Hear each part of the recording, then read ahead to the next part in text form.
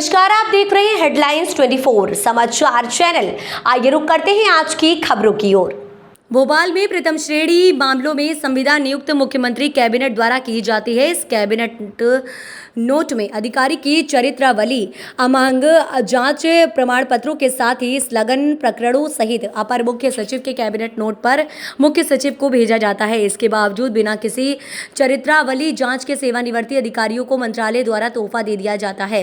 ऐसा ही एक मामला जहां हर तरह की चरित्रावली से वंचित एवं 2 प्रकरणों में संलिप्त एक सेवा निवृत्त अधीक्षण यंत्री प्रमोद शर्मा को नर्मदा घाटी विकास प्राधिकरण में संविदा पर नियुक्ति प्रदान कर दी गई है।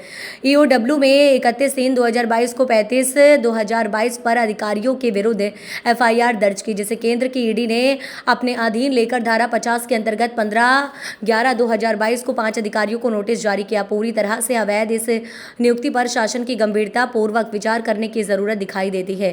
रोचक बात यह है कि परिवर्तन निदेशालय द्वारा आपराधिक मामलों में दर्ज 5 लोगों में से एक नाम प्रमोद शर्मा का भी है, जिन्हें एक ऐसा जैसा प्रकरण होने के बावजूद मुख्य अभियंता पद पर कार्यरत राजीव सुकलीकर को हटाकर इस सूची में दूसरे संलिप्त प्रमोद शर्मा को पदस्थापित कर दिया गया है। ऐसे में बड़ा सवाल उठता है कि आपराधिक प्रकरण में लिप्त 5 आरोपियों में से किसी एक को मंत्रालय का डबल तोहफा कितना यथोचित है।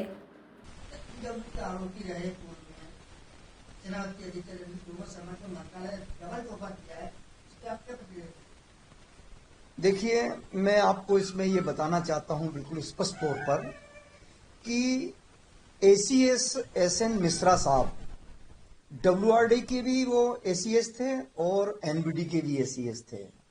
उन्होंने जो कहानी बनाई है कि 5 आरोपी सुकलीकर साहब से लेके और प्रमोद शर्मा तक 5 आरोपी हैं उसमें, और 5 आरोपी में शर्मा जी का नाम है।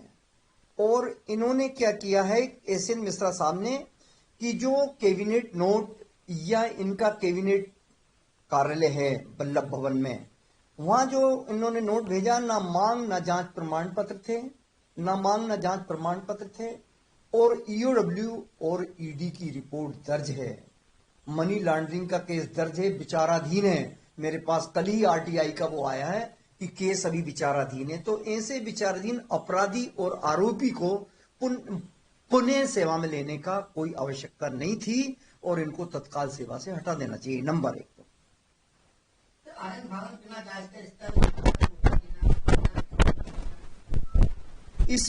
इसमें सरकार ने तो बहुत अच्छा निर्णय लिया कि सुकलीकर साहब को हटाया।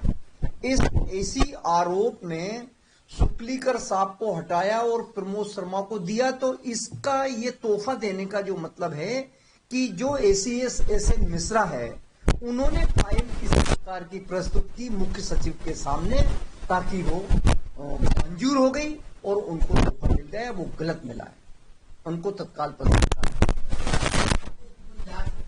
बिल्कुल जांच होगी। बिल्कुल, मैं तो हटाने के बाद इसकी जांच पूरी संज्ञान में शासन के लाऊंगा और एक-एक मुद्दे पर जांच कराएंगे कि ऐसा क्या इसमें है कि सरकार इसको, इतने आरोपी को भी फिर से पद पे लेके और काम दे देती और 80,000 करोड़ का काम संचालन कर रहा है। ना तो प्रशासकीय पद है इसके पास, ना ही वित्तीय पावर है, कोई भी पावर नहीं है, और इसको जबरदस्ती एसएन मिश्रा साहब ने बिठा दिया। राष्ट्रीय पार्टी की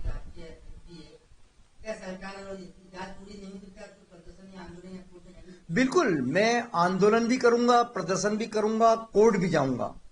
जहां तक जो भारत सरकार में और राज्य सरकार में जो एजेंसियां हैं, उसके दरवाजे मैंने खटखटा दिए। मैंने पीएमओ को चिट्ठी लिखी है, प्रेसिडेंट महोदय को चिट्ठी लिखी है, मैंने ईडी महोदय को चिट्ठी लिखी है, मैंने ईओडब्ल्यू को भी चिट्ठी लिखी और मुख्य सचिव को लिखा जो कार्रवाई करने वाले, और एक नहीं 5-5 चिट्ठी लिख दी है मैंने। और अब मैं कोर्ट में जाने की भी तैयारी कर रहा हूं कि ये तत्काल हट जाए। अशोक पवार, राष्ट्रीय अध्यक्ष, समता समाधान पार्टी। फिलहाल के लिए इस खबर में इतना ही। बने रहे हेडलाइन 24 समाचार के साथ। नमस्कार। ऐसी खबरों में बने रहने के लिए हमारे चैनल को लाइक, सब्सक्राइब जरूर कीजिए।